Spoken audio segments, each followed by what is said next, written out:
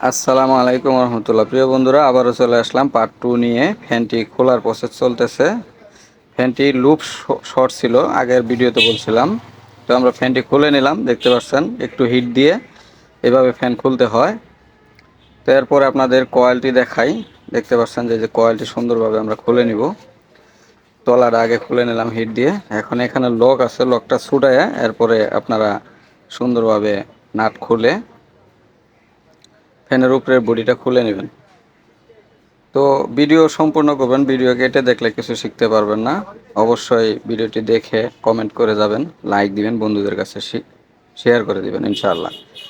তো দেখতে পাচ্ছেন যে আমি এই যে খুলে নিলাম কয়েলটি। এখন আপনাদের আবার দেখাবো সিরিজ লাইনের মাধ্যমে যে ভিতরে কোন লুপটি শর্ট। আমার আগে বলেছিলাম হলুদ আর হলো কালো তারটি শর্ট আছিল। তো দেখতে পাচ্ছেন যে হলুদ আর কালো তারটি শর্ট।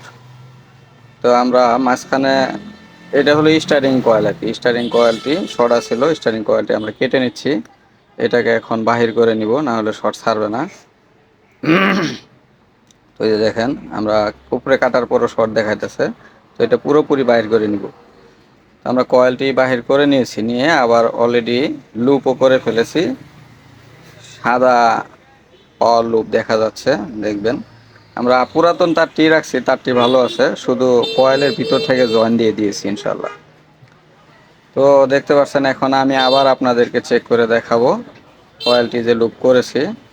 আগে দেখাইছিলাম যে আপনাদের স্টার্টিং এবং রানিং এই দুইটা হলো, এই যে হলুদটা হলো কমন, হলুদটা কমন, কালোটা স্টার্টিং, আর লালটা হলো রানিং।